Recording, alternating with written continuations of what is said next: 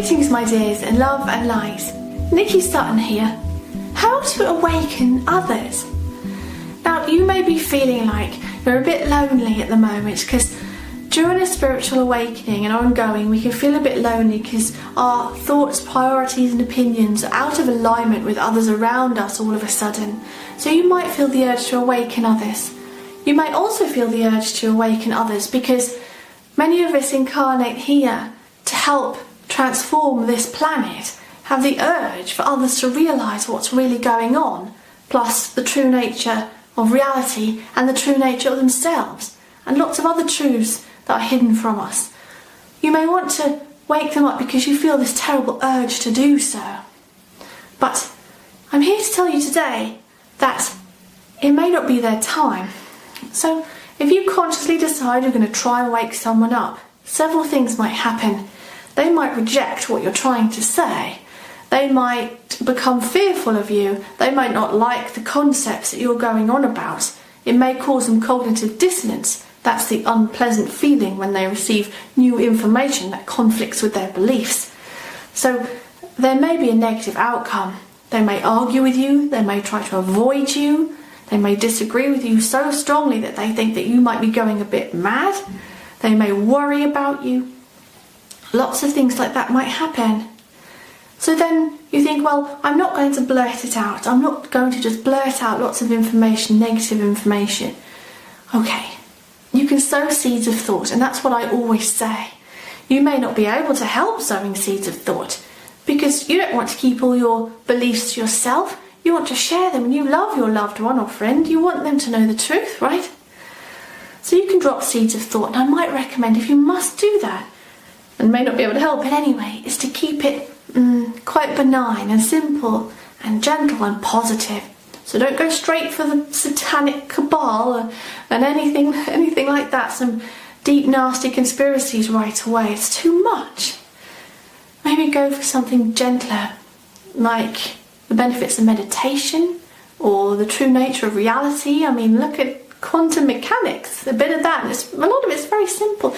The nature of our reality is beautifully elegant and simple, but science always makes it super duper complicated and then makes out that we can't understand it. That's not true. We know that creation is a bunch of probabilities in the information, and then once our consciousness is focused on it, it turns into actual matter, so it manifests because the probabilities are no longer a factor, it's now a definite, so it manifests for us. And that this is all going on in here, never mind. But there's certain points to do with this that you can just drop into conversation, that if you look on a tiny level, that everything's made up of atoms and atoms are energy. It's the same atoms in us as in everything else. Doesn't that point to one infinite something, energetic something that we're within? And that if they realise that things appear solid, but on the tiniest level it's just energy, I mean, whoa, what can that do to someone's mind? So little simple, almost pleasant things like that are good. Also things like diet and health, that perhaps you could go so far as to drop in that it's not in the interest of the pharmaceutical medical industries that we're well. I mean, that's common sense. So it's not in their interest to push healthy diet and holistic healing and medicine. I mean, that's something that's very logical, actually. And that billionaires want to stay billionaires, so they're not going to want new technologies to come through that are going to empower us to help ourselves or even have free energy. So little things like that that make sense, that are very logical, and just once that bit of logic is popped in there, it's like, oh yeah, of course.